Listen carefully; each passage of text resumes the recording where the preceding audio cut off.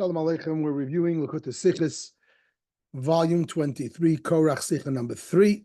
This is a Sicha about one of the gifts that are given to the Kohen, which is the firstborn animal that is born to an Israelite. It is given as a gift to the Kohen, and it's brought up as an offering, and most of it is eaten by the Kohen and his family.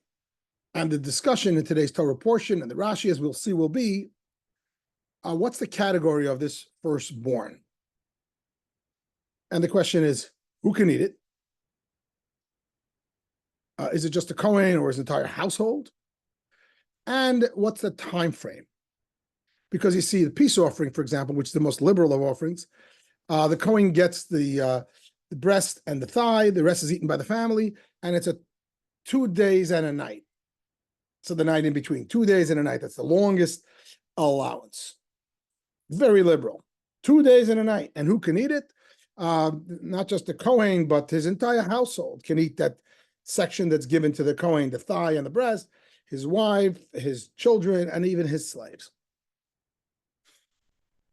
Then there is a step up from that. It's called a Thanksgiving peace offering, Shalom Toda. We hear it's similar to the peace offering that part of it is given to the owner. The Kohen gets the thigh and the breast. It's also eaten by his entire household. However, not for 2 days and a night, but 1 day and a night. There's pullback. There's a higher level of holiness, which is a sin offering, a guilt offering. The owner gets nothing. You did the sin, you don't get any food. The Kohen eats part of it, and it's only eaten by male Kohens, and only for 1 day and a night. So there's even more restriction. And then, of course, there's the burnt offering, which nobody eats anything and goes on to the altar. So we have those 4 categories. Let's recap them from top down. The burnt offering, nobody gets anything. It all goes onto the altar. Guilt or sin offering, much of it goes on the altar. The owner gets nothing. The Kohen gets some parts of it, and he gets to eat it for a day and a night, but only the male Kohens. A level down, Thanksgiving peace offering. The owner gets a lot of it. The Kohen gets the thigh and the breast, but it's for his entire household, not just the male Kohanim. And he can eat it for a day and a night. And then the lowest, the most liberal level, if you will, is the regular general peace offering, as opposed to the Thanksgiving peace offering. The general peace offering, which yes, some goes on the altar, the owner gets most of it, and the Kohen gets the thigh and the breast. And who can eat it? The entire household.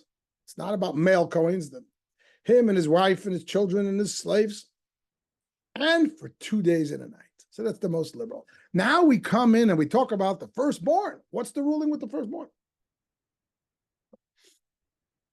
The firstborn is not squarely into any of those categories.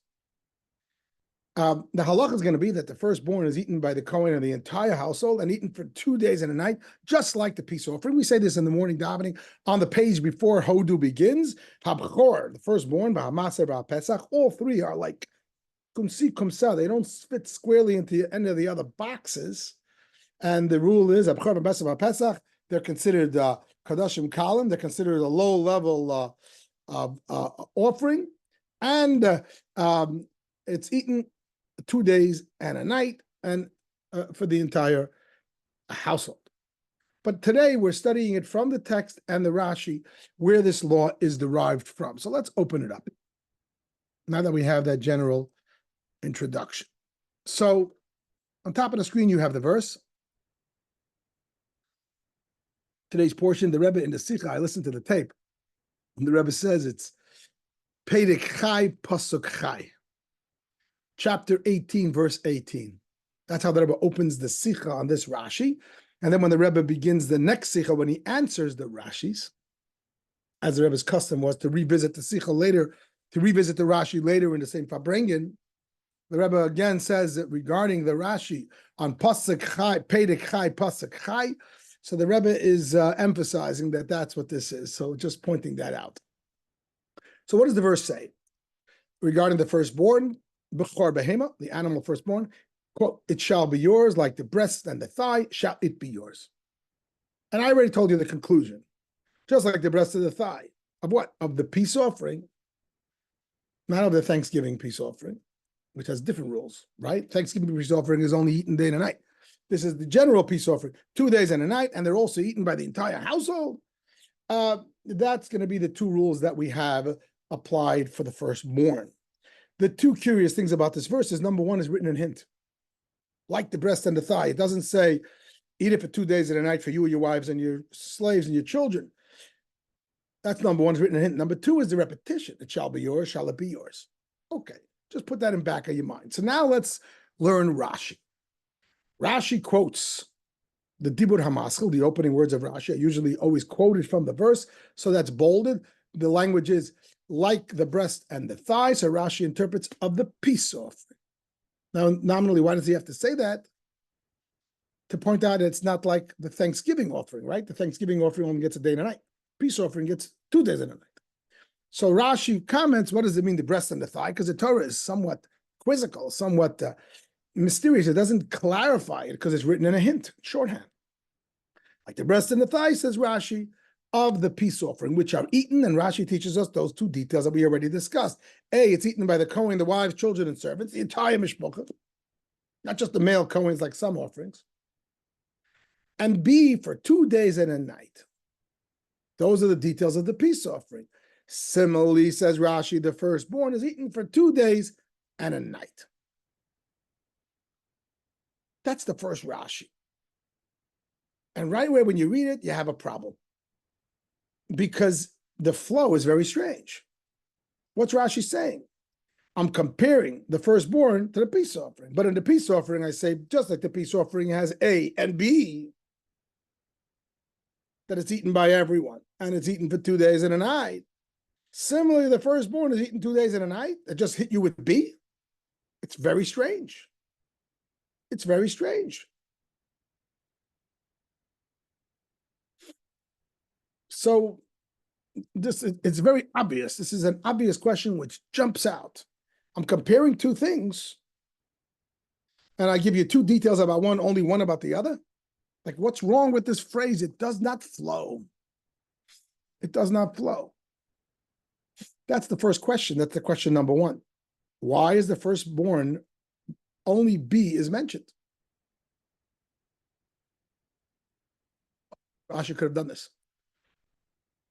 If Rashi believes that by the firstborn only B is applicable, that from this verse we only learn about how long you can eat it and not who can eat it. So Rashi should have only put B in the analog, in the peace offering part, the first part of the Rashi. And as we're going to see that the Talmud and the Medrash only cite B. So that's going to become question number two. The Talmud and the Medrash, which are the source of this Rashi, as we know, much of Rashi is cut and paste from the oral Torah, but he cuts and pastes that which is needed for the pshat, for the little interpretation. This teaching is Rashi quoting from the Medrash and the Talmud both. And both of them interpret this verse like the breast and the thigh, only to teach us lesson number B, namely that this offering firstborn is 2 days and a night. Lesson number A, that it's who it's eaten by, the Kohen and the whole mishpacha, they don't learn it from this verse. They learn it from a verse in Deuteronomy. So Rashi has that option to follow his source. He deviates from his source. He doesn't maintain the way the Talmud and the Medrash maintain, that this verse only teaches us B. But no, he insists that this verse, Rashi insists that this verse teaches us A and B, deviating from his classic source. But then when he comes full circle and he compares the analog and says, similarly, the firstborn, and he reverts back to B. It's very, very strange. The Rebbe says further, Rashi could have just said, similarly, the firstborn, and stopped. If Rashi would put in a period here instead of a comma and just get rid of that, if the statement would end right there, it makes sense. That's another way of doing it. Just like the breast and the thigh, the peace offering are eaten by the Kohen, the children, and the 2 days and a night, similar to the firstborn. End of story. So from all sides, this Rashi does not make sense. There's three other ways to do this that would be better. Either copy and paste the Medrash and Talmud and say only B, and then the Rashi makes sense. Just like the thigh and breast of a peace offering is eaten for 2 days and a night, similar to the firstborn eaten 2 days and a night. That would make sense, and you're copying your source. Or if you decide that in this case, that this case we learn both things. Rashi says, no, different than the Talmud and the Medrash. For whatever reason, in the Pshat level, that we learn from this verse, the breast and the thigh, like the breast and the thigh, the peace offering, are eaten by the Kohen wives and children for 2 days and for 2 days and night, both lessons. So you should say, similarly, the firstborn has both those lessons and spell it out. Don't drop A. Or alternatively, just write similarly to the firstborn, period. Rashi insists, so to speak, to write it in a way that makes no sense. So this is essentially questions 1 and 2. Got it? Good. Then the Rebbe goes to the second Rashi, which comes right after. On the same verse, and the Rashi stands, the headline is on the words, it shall be yours, as I mentioned earlier, that the verse repeats it. Which is always a question. It's curious, why would a verse repeat the same thing? Says the Rashi, Rabbi Akiva came along and arrived 2 days and a night. Unlike Thanksgiving peace offering, which is only 1 day and a night. The Rabbi Akiva teaches, why is there an extra expression? It says it shall be yours, it shall be yours. When Torah writes it shall be yours twice, it means it's really yours. It's not just yours, it's really yours. So you're giving it to me for more time. That could be one of the lessons. And Rabbi Akiva came along and solved the mystery. He says, yes. Why does it tell it to you a second time? Because you should know that it has the law of a breast and the thigh, the peace offering where you get 2 days and a night. Because there's another breast and thigh of the Thanksgiving peace offering. You also get the breast and the thigh to the Kohanes, but only 1 day and a night. So therefore, Rabbi Akiva says that that's why you need the extra language of shall it be yours. So the Rebbe has 3 questions on this. This is going to be questions 3, 4, and 5. Number 1 is why Rabbi Akiva mentioned by name. We know Rashi does not state the name of the sages who he quotes unless it's going to help us understand something on the literal level. The way the Rebbe explains it, that if there's a student, a seasoned student, Talmud Memulach, a seasoned student who sees beyond the surface of the Rashi and will have a question which is more difficult and that's going to be bothering them, but it's not a surface level question where Rashi wants to address it for all students. Rashi will sometimes answer it by quoting the name of the sage from which he's quoting, and therein will lie an answer to that seasoned student. But otherwise, Rashi doesn't mention names. Why is Rabbi Akiva's name mentioned there? Also, the language, it's a very wordy language. Rabbi Akiva came along, bought Rabbi Akiva, and derived. That's a very strange language. The Rebbe says, if you look in the source of that language from the Talmud, there's a whole discussion there. And the sages are trying to figure out what these extra words are doing. And one sage says this. I forget the names. One sage says this and one sage says that. And they argue and they disagree and they can't settle it. And Rabbi Akiva came along and settled it. So in the Talmud, the language makes sense. Rabbi Akiva came along. It's a language that you're in the middle of a debate. You're in the middle of a discussion and then somebody resolves it. Here, this is a new Rashi. It's a new Rashi. That's how Rashi is written. Short and straightforward. The Rashi says, it shall be yours. It should say, if you insist on saying the name Rabbi Akiva said, it means 2 days and a night. Why is it written? Rabbi Akiva came along. It's not in the middle of anything. And then question 5. And that is a question on the second Rashi. Not just why it says his name and why it's written so wordy. It's a question on the actual teaching. What is the teaching here? That this duplicate, it shall be yours, shall it be yours, teaches us an important law that this is 2 days and a night. We know that on the literal level of Torah study, which is the Rashi level of Torah study, a double expression does not necessarily add more law. On the Talmudic and Midrashic level, the halachic level of Torah study, when there's an extra expression, it teaches us additional. Hence, the Talmud derives from this extra word, perhaps, that you have the extra day. But on the Rashi level, on the literal level of Torah, you can open up many, many pages in Torah where there are double expressions, And Rashi doesn't have to explain what it teaches because on the pshat level, it means emphasis. The Rebbe gives two examples from recent Torah portions. We have in the portion of last week that the spies were chosen, 1 man per tribe, 1 man per tribe. That's a double expression. There are Talmudic opinions that hold that actually there were 24 spies, not 12, because it says 1 man per spy, 1 man per spy. That's actually Rabbi Akiva's opinion, because Rabbi Akiva holds that the Torah, every extra word teaches us something extra. But Rabbi Yishmael's opinion, and this is the way Rashi teaches us on the literal level of Torah study, 1 man per tribe, 1 man per tribe means that there's 1 man for all 12 tribes. It's a matter of speech. And that is fine according to Rabbi Yishmael. And that's fine according to the pshat level. Rashi does not explain over there in Parsha Shalach how come it says 1 man per tribe, 1 man per tribe. Rashi holds there's only 12 spies. 1 man per tribe, 1 man per tribe means 1 each, because Torah speaks in a normal speech. So you might say Rashi usually employs the approach of Rabbi Yishmael, which is the more smooth way of speaking, that the Torah speaks in human language, human terminology, if you're studying pshat, literal interpretation. Another example the Rebbe gives where you see a double emphasis, where a word is repeated and all it means is emphasis, that when a few weeks ago in the Parsha of Nasa, when each one of the tribe leaders gave their offerings, over there too, there's a repetition where it says, Nasi echad layom, Nasi echad layom. You know that Moshe approved and instructed them that they should bring each day, one of the tribe leaders should bring their offerings to inaugurate the temple. And the language is 1 nasi for a day, 1 nasi for a day. And Rashi doesn't interpret, well, why does it say twice, 1 nasi for a day?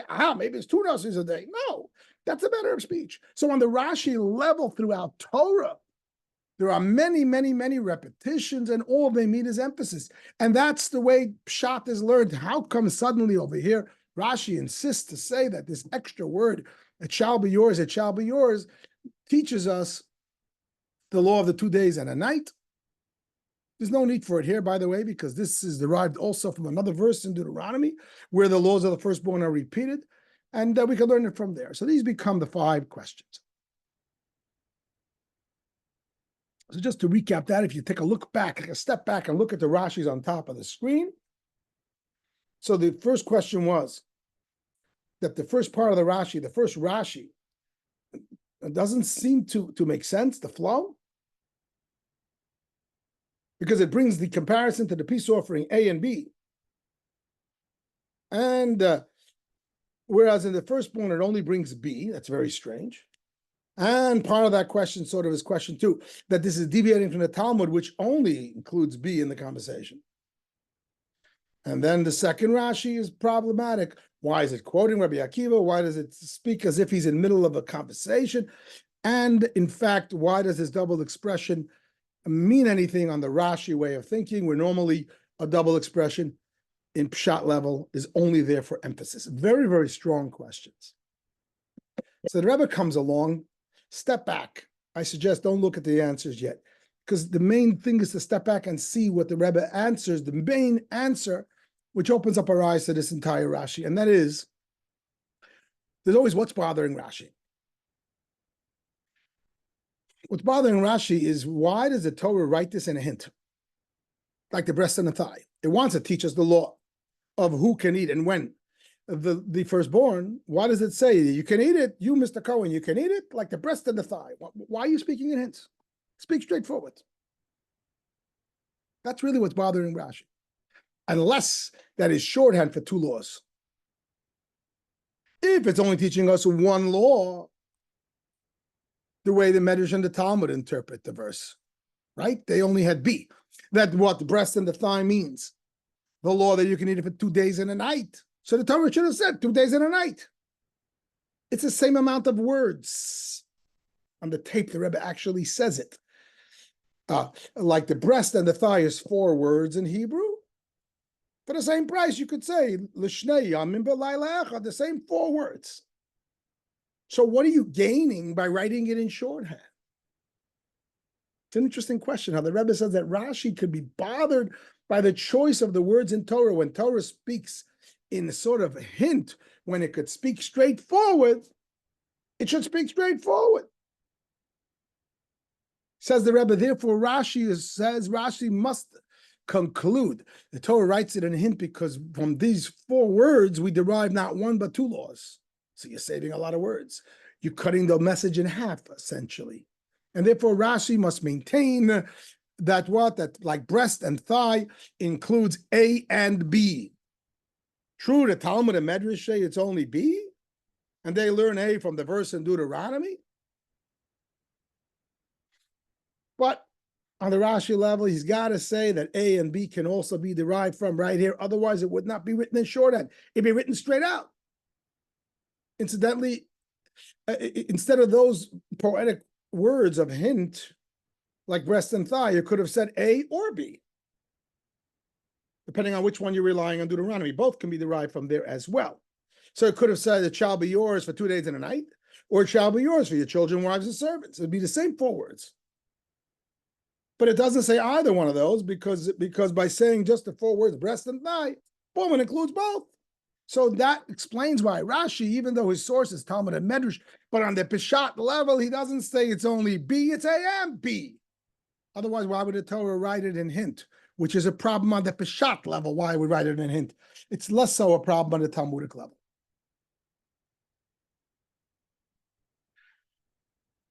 So this answers really question 2 and 5. Let's do this slowly, okay? I don't want to lose anybody. This answers question 2 and 5. Let's repeat this. Rashi is sure that the text is teaching both A and B. And why is he so sure? Otherwise, it should have been explicit. Like I said, it should have said either 2 days and a night, or the Kohen, the wives, and the children, and the servants. It says it in this hinted way and not in an explicit way, because it's clearly teaching us both laws. Then it makes sense for the Torah to write it in a hint. So this answers question 2 and 5. It answers question 2, why Rashi says it's A and B, unlike his source, the Talmud and the Medrash, which cite it's only B. And it also answers question 5, that we said it on the literal level, a double expression is merely emphasis. In this case, Rashi has to say no. The literal level, in this particular case, double expression is not emphasis. It's actually teaching us an additional thing. Because remember, Rashi's, so to speak, forced to say that on the literal level, this expression is teaching us 2 laws. And therefore, we need to say that that the double expression is supporting the second law, namely that you have 2 days and a night, and therefore it is not the way the normal rule is that on the literal level, double expression is emphasis. Not in this case. And Rabbi explains it in the Sicha and in the footnotes that that's not really a problem, because in this case, it's really extra. In other cases of emphasis, there's only 1 word, or there's various reasons why you would need to say the emphasis. For example, the 12 tribes. You have 12 tribes, 12 leaders, different types of people, different type of tribe. The fact that there's only 1 per tribe, it needs more emphasis. But here, this shall be yours is really unnecessary, so to speak, and therefore it's rational. It makes perfect sense that on the Peshat level, in this case, it's not there for emphasis.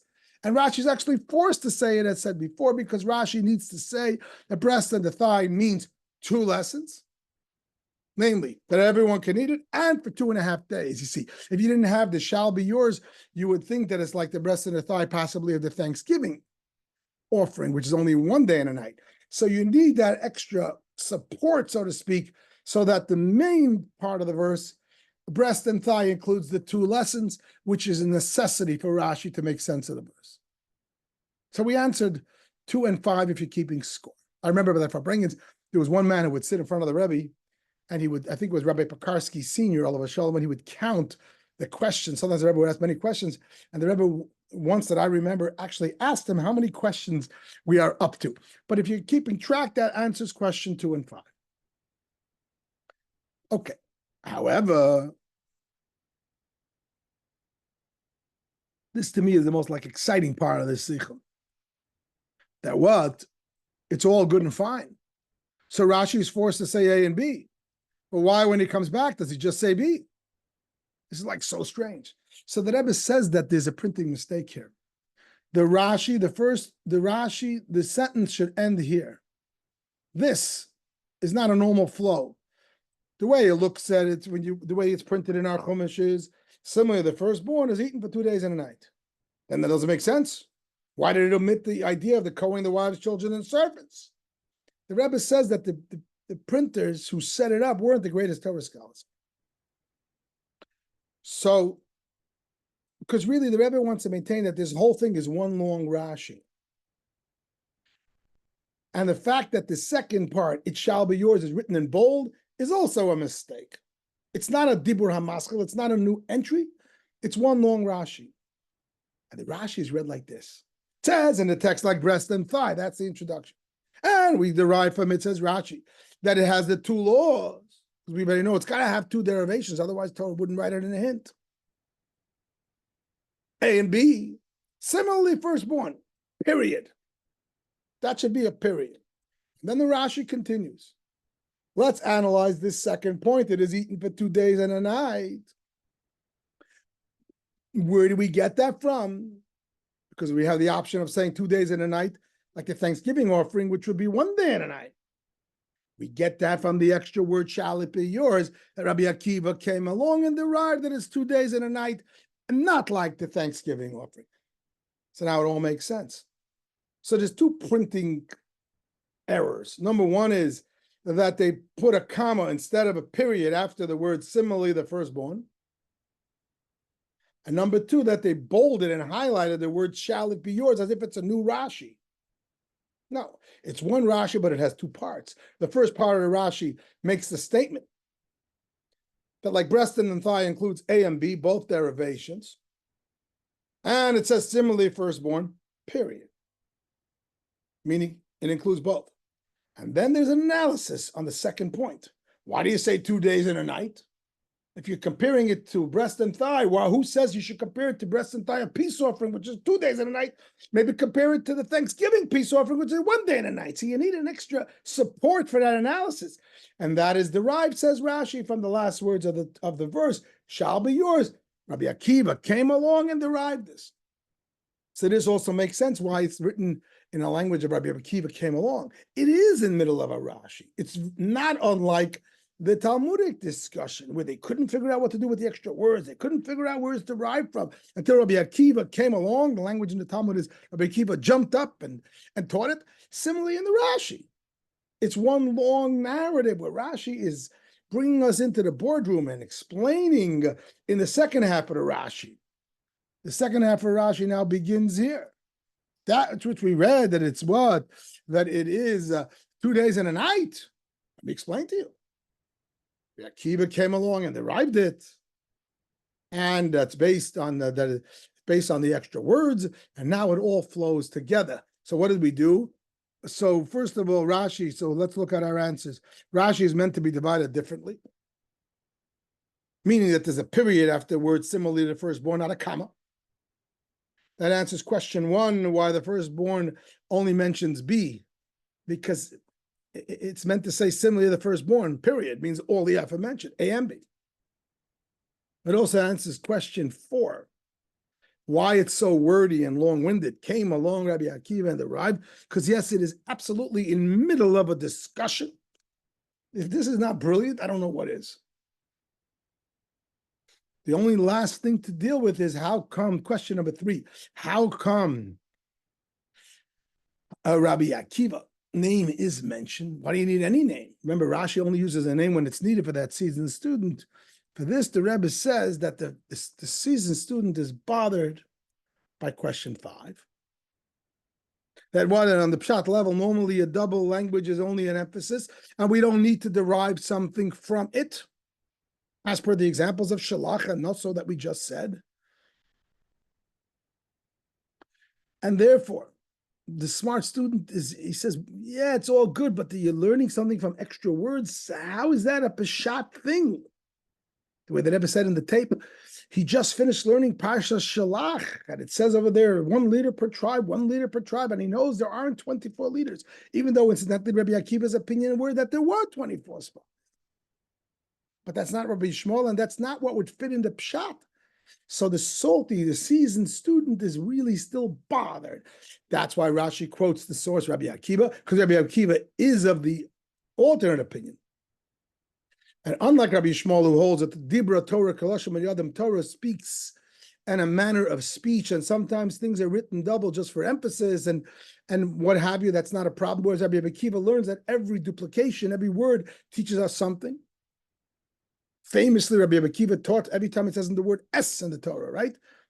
Kabed esavicha v'yesimecha, honor your father and your mother, or honor Hashem even. We learn a derivation. You have to honor your older brother, that you have to honor, you have to be fearful of the scholars, Talmidei Chachamim. Every word, the word es, which Rabbi Yishmael presumably would say, no, that's just a manner of speech. Or Rashi quotes that it's Rabbi Akiva. That this case, Rashi is in line with Rabbi Akiva, even though normally throughout much of the Torah, Peshat would not go like Rabbi Akiva, because on the Peshat level, the Torah does use a manner of speech. And we already explained earlier why this case is different. Rabbi spends much time on this in the Sicha, that in this case, there's really absolutely no reason for the duplicate. Unlike in other cases, here it doesn't make sense. And it's not just a duplicate of one word, which is often just to give emphasis. It's a duplicate of a few words. And that is problematic, and therefore even on the Peshat level, it makes sense to lean like Rabbi Akiva, uniquely in this case. Aside the fact that we need to do that anyway, because then we're able to solidly derive the two lessons from this verse and not just the one. It concludes the Sicha in a brilliant and a powerful and a very uplifting manner. This is the Chassidus part of the Sicha. Because the Rebbe says that Rashi contains in it the wine of Torah, hence the language that the Rebbe uses in the original Sicha is a teaching of Musar and of Chassidus. I guess it means a lesson, a teaching in self-betterment and in Chassidus. And the Rebbe says, it's an interesting thing that the language of the text is ubesoram yiyalach. That's the first part of the verse. The flesh shall be yours, referring to the Kohen, about this firstborn. And as we just said, from that word yiyalach and the repetition, what have you, we learned that what you can eat it for 2 days and a night, like the peace off, and not like what, right? That's why we had to have the duplicate. Rabbi Akiva's teaching that it shall be yours, and then the verse ends, shall be yours, like the peace offering, not like another offering where you only get a day and a night. What's that other offering? Which offering are we excluding? So the Rebbe says it's an interesting thing. The Talmud in the Medrash's Rashi source says, unlike the sin and guilt offerings, according to one opinion.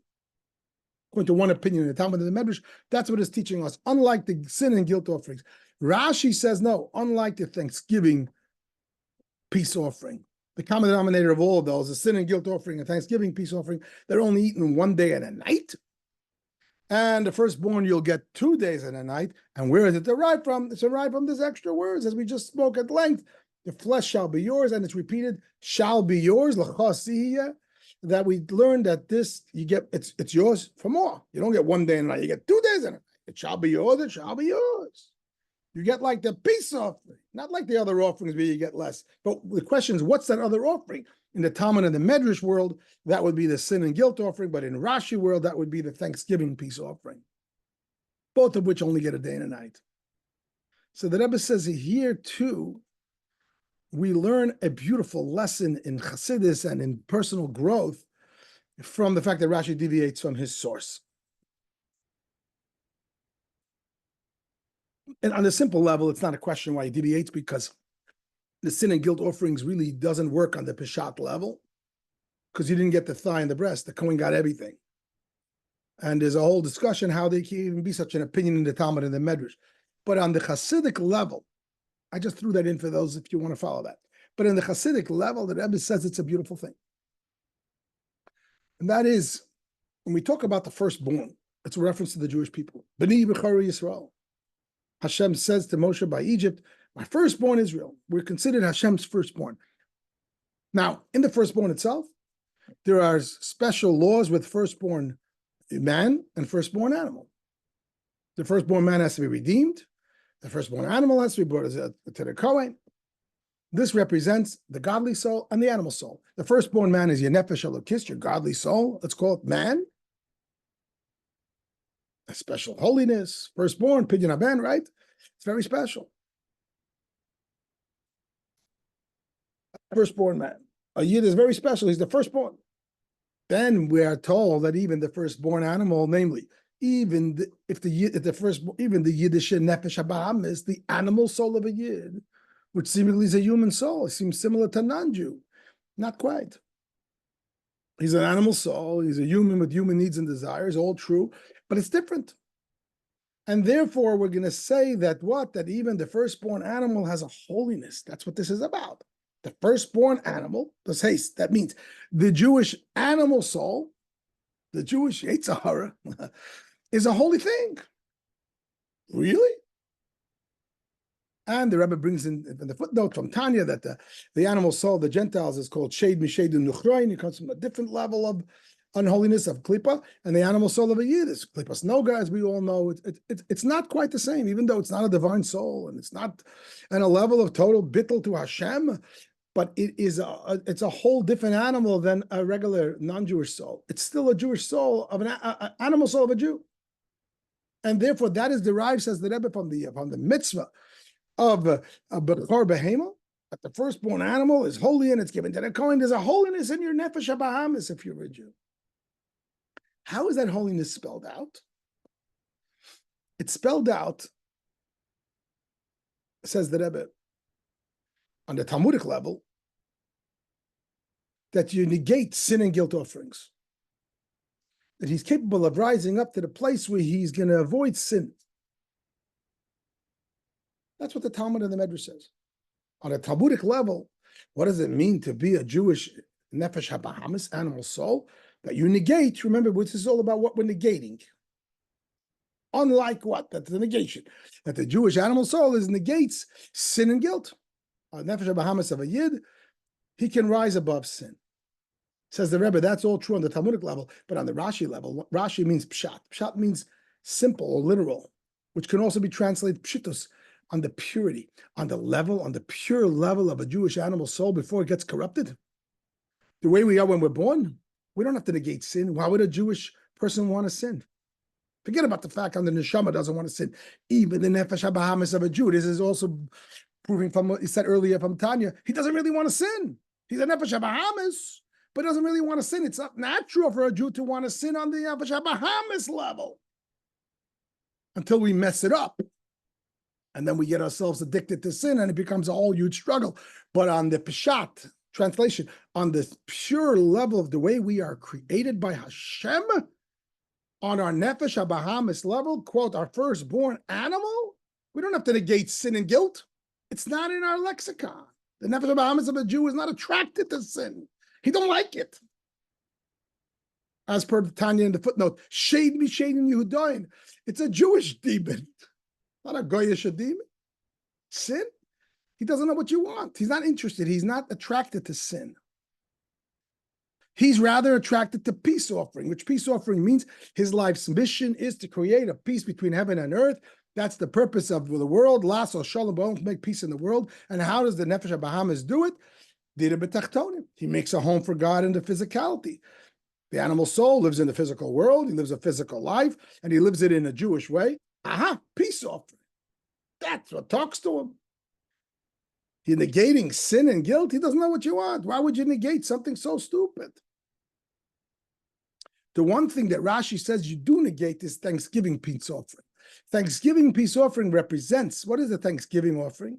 Carbon toda. It's brought when you're safe from a miracle. If you're in a situation of danger, right? The 4 people that have to say the Gomel today, which back in the day would have to bring the Thanksgiving offering, because they were safe from a danger. If you drove on the high seas, and if you were in a desert, if you got forbid sick or came out of prison, and out of walking away from danger. So yeah, Rashi does negate that the animal soul needs to be told, stay away from the danger of potential sin. Stay away from the danger of putting yourself in a test of sin.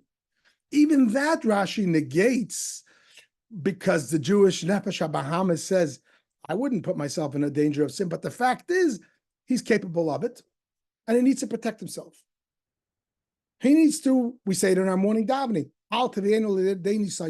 don't put me to a test, because a test can be a challenge. And therefore, it's appropriate for Rashi on the level of the purity of the Peshat, of the soul, to say that we are saying that the flesh, the Rebbe emphasized, the flesh, the physical part of the Yid, the body, the flesh, the animal soul of the Yid, he negates the need for the Thanksgiving peace offering, which means he's going to stay away. He's going to steer clear of danger. He's going to steer clear of tests.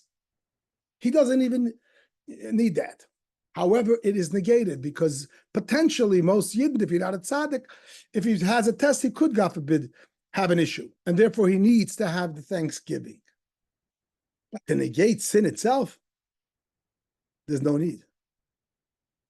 The language in the Sicha, again, I heard the original recording, the Rebbe says, you're talking about a sin, chas v'sholom. How would a Yid be capable of a sin? This is a fantastic lesson, and the Rebbe is trying to tell us something here. You know, you wonder, what is the Rebbe talking about? You know, we all know in real life that we're capable of sin. So what is the Rebbe saying? That the Nefesh HaBahamis of a Yid, he's not capable of sin and he doesn't even need to negate it? Again, on the Peshat level, which means to say on the level of the purity. So that's exactly what the Rebbe is saying. The way we're created, there's a biblical verse that says, Halakim asa sa'adam yashar, God created man straightforward, vehema bikshu cheshboinus rabim, and they corrupted it. The Rebbe is telling us, I want you to know that by virtue of your birth as a Jew, your humanity, your animal soul is not interested in sin. It just doesn't talk to you. Forget about the fact that you have a nefesh elikis, which is chelek alekami mal mamish, and is holy, and his whole life is to serve Hashem. On the human level, the nefesh habahamis, the way you're created on birth, on your purest level of your animal soul, you're not interested. Sin, even the Thanksgiving peace offering is negated. Even danger of sin doesn't really talk to you. You're bigger than that. You and I know that the fact is that sin is a real thing in our lives. It's because we messed it up. We corrupted it. We created addiction. So why is the Rebbe telling us this? I think the Rebbe is telling us to explain to us who we really are. You're really better than this. You're really bigger than this. Not just on your neshama level, on your human level. You don't need this. Even on the level of your humanity, this doesn't talk to you. It's not who you are. You know, I'm thinking of the old story that they tell, that this guy, when the trains first came out, so there was a wealthy person, he went and he wanted to take a train ride. It was a fascinating thing. So he bought himself a first-class ticket. They told him you can have first class, second class, third class. He had the money, so he bought himself a first-class ticket. So as the story goes, this is a very famous rabbinic analogy. So the train was getting ready to go. There was some lowlifes there who couldn't afford tickets and didn't want to pay, so they were hiding under the seats to get a free ride. So he figured that's how you sit. So he himself got himself under the seats with the no goodniks. The conductor comes through and he notices people under the seats. He starts schlepping them off. None of them have tickets and he throws them off the train. And then when this poor guy comes out, this rich guy with his first class ticket, and he's trembling of fear, he says, I don't know, I did nothing wrong. And the guy says, oh, you're talking about you're under the seat. You must be a cheat. And he shows him the ticket. He says, you're such a fool. You're the real fool. You're a first-class ticket holder. You're sitting under the seat. We tend to copy the rest of the world because we also have a humanity. We also have a nefesh habahamis, and everyone around us are running after nonsense, including things that are unkosher. So we figure that's the way of the world. Says the Rebbe in the Sicha, it's just not who you are. Not from your divine soul, from your humanity. It doesn't talk to you. You're not interested. This is garbage. This is under the seat. Elevate the conversation, elevate the dialogue, elevate the level. You have it reminds me of another story that Shalom Duchman tells with Kol Chabad, that years ago, there was a man in Israel who would go to the soup kitchens. But Kol Chabad, he was very poor. He would show up every day for meals. But he always complained because a long line. He didn't like the lines. The day came that he won a lottery and he became rich overnight. So apparently the administration of that soup kitchen set up a meeting with him that he should become a donor. He was a poor guy benefiting from the soup kitchen. Now he won the lottery and he's got millions and millions of shekels. They came to him to make a donation, to donate, to sponsor the whole thing, what have you. So he came to the meeting and he said, I'm willing to sponsor and give you everything you asked for on one condition, that when I come on the line, I don't got to wait. What a chocham. He didn't realize there's a paradigm shift. You're no longer a poor schnutter that has to wait online. You now own the place. And tell neighbors, we're human and we have a Yetzer Hara and Nefesh HaBahamis as everyone else does. But we got a first-class ticket. Our paradigm is different. By virtue of birth as a Yid, your Nefesh HaBahamis is a Bechor Behema.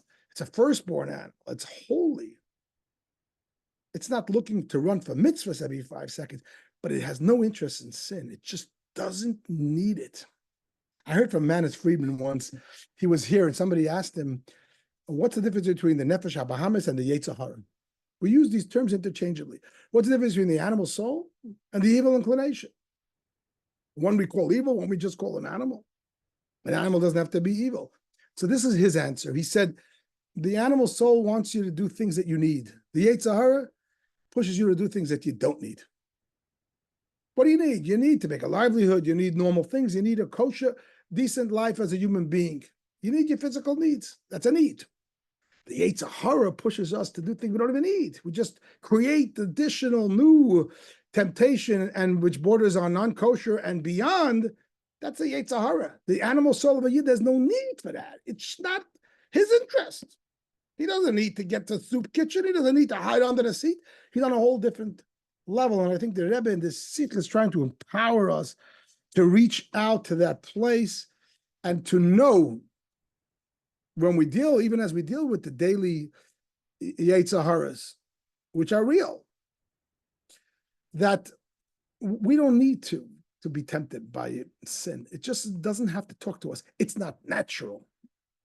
It's a fantastic thought. It's not who you are. You're royalty. It's like the chassid of the Alter Rebbe, who it was said that he was a Beinani in his behavior and thought, speech, and action was perfect just out of sheer shame or pride. How could a chassid of the Alter Rebbe not behave as becoming for such a chassid of the Alter Rebbe? And therefore, he's not possible. The Rebbe is saying it's just not who you are on your human level. And the Rebbe finishes the Sicha by saying that when we live on that level, when we acknowledge and recognize who we really are, that sin is out of the question. And even Thanksgiving sin offering is negated. Translation, that we don't need a miracle to survive spiritually. The payback, it almost sounds like in the Sicha, that Hashem treats us the same way. We should not need miracles to survive. We should not need miracles to get by with our physical blessings. We should be all natural. For a Yid, it's natural that he shouldn't need sin and he shouldn't need tests. And it's natural that Hashem should give him all his needs without miracles.